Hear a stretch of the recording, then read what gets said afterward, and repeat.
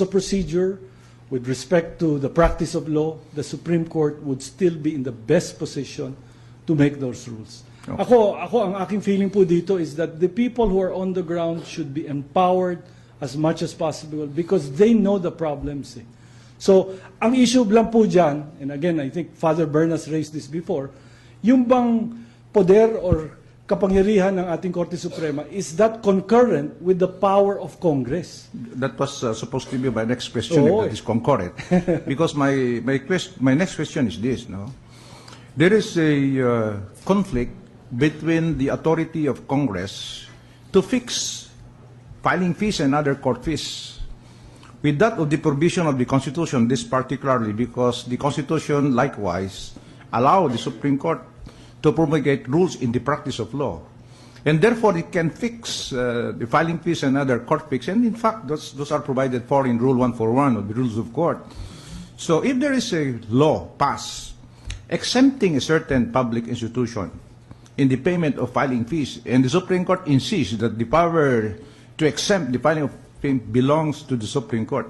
If you are not the Chief Justice, how will you resolve that? Pagka ganun po, I think that Congress should be differential in so far as rules concerning practice, pleading, and procedure. Yes, there is nga that debate as to whether or not they have concurrent power. I think that although in fairness to Congress, they have not really passed any law that would try and go against that power of the court. And perhaps they also realize that in case they do that, baka matalo sila kasi the final say in respect of the interpretation of the Constitution lies with the court. So siguro pwede natin gawin, if we do go through a constitutional amendment, lagyan natin ng word solely. Solely has the power to promulgate rules regarding practice and procedure. Bibigay lang natin sa Supreme Court. What about the rulemaking power of the Supreme Court? Is that not in conflict with Congress? For example, let us take the case of writ of amparo. Yeah. That writ of amparo actually is a product of the rulemaking power of the Supreme Court. In fact, some say that what Congress failed to do, the Supreme Court was able to do it. We resolved the problem of involuntary disappearances. Take that as a sample. Supposing somebody will challenge the promulgation of the rule on writ of amparo, what will be your position? Again, here, ang aking feeling is that in so far as it tries to implement this constitutional directive to promulgate rules regarding the enforcement of constitutional rights, kumbaga, sakto po yan sa isang probisyon sa ating saligang batas. In which case, sa aking palagay, maliwanag po. So papayag ka ron? Papayag po ako na yun. Nandun pa rin? Nasa Korte Suprema ang po hindi yun. mo pinapayagan, yung Section 1 of Article 8. Yan. Yung power of yung the court. pangalawa. Hindi yung settle actual controversy. Because that provision might tackle political issues, and political issues are not within the province of the Supreme Court. Well, purely political, yes. Yeah, that's correct. Okay. That's right.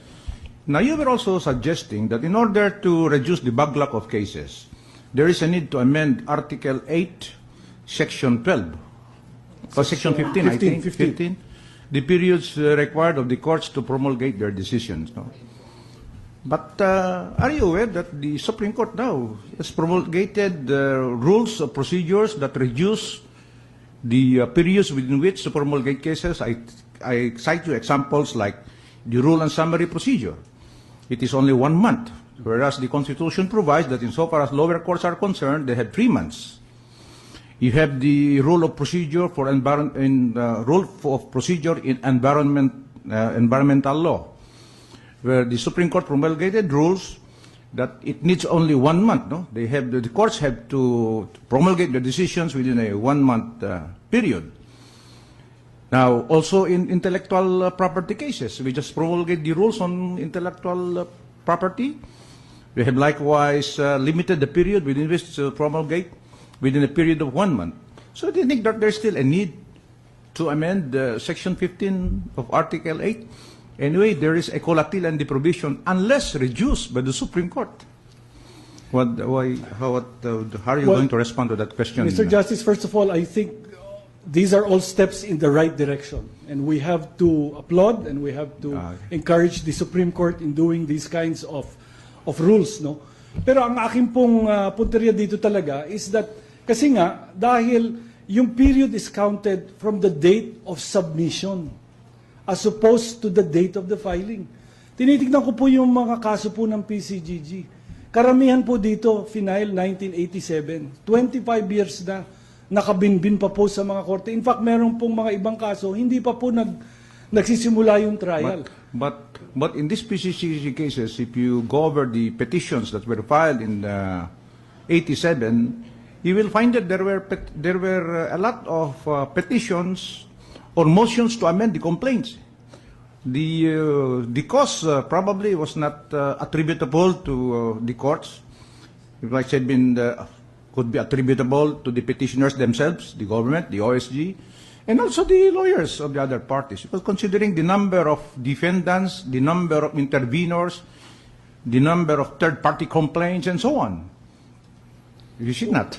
Tama po yan. Again, in fairness talaga nga, I'm not trying to single out, kumbaga, the court as the culprit. But what I'm saying is that the stakeholders, the participants in our justice system are there to blame. And it includes PCGG itself.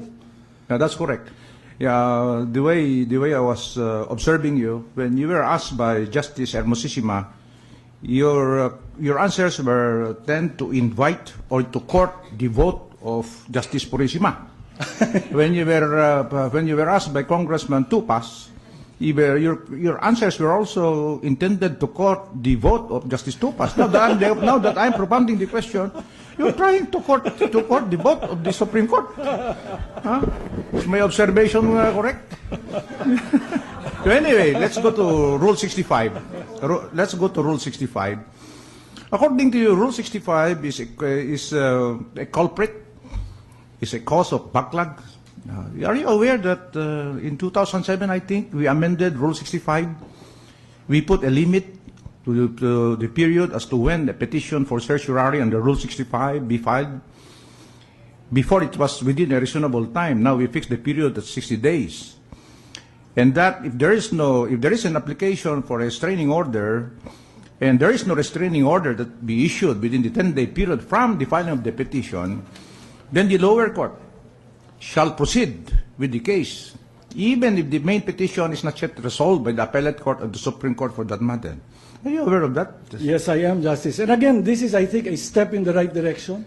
Oh, pero sa aking palagay po... That's another vote? Hindi, pero now I will lose the vote. Kasi po sa aking palagay, kulang pa eh. Kulang pa ba? Kasi inaabuso po yung Rule 65. Alam mo, pagka yung maliit na motion, maliit na incident, i-appeal. Interlocutory appeal. Because of that, matatagal. Yeah. Alam niyo po, ang gusto ko sana like this. Para pong sa tennis ngayon, hindi ba meron silang replay? Tinignan mo na naman si Justice Hermosissima kasi he plays tennis. Yun na nga po. Hindi ba meron sila ngayon po yung replay na you can question the decision of the umpire, I think 3 times only. But kailangan merong limit eh. Hindi pwedeng lahat ng incident pwede mong iakyat. Yeah, but you have to also choose. You know what we are doing in the Supreme Court? If a new petition is filed before the Supreme Court, if it is Rule 60 or Rule 45, that means is a question of law and raises a question of fact, we can immediately dismiss the case on the ground that the questions raised are questions of fact. There is even no need of requiring the other party to comment. Yeah.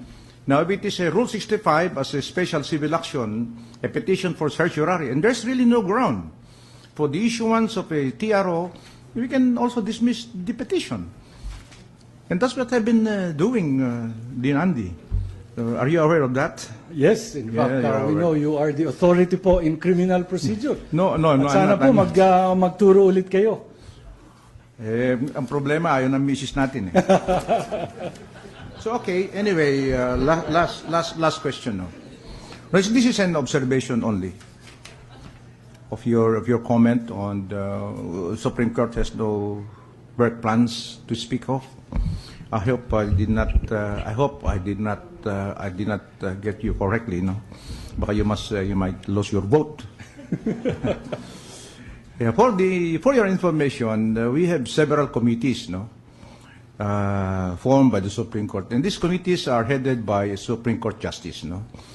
You have a committee to undertake the study of how to resolve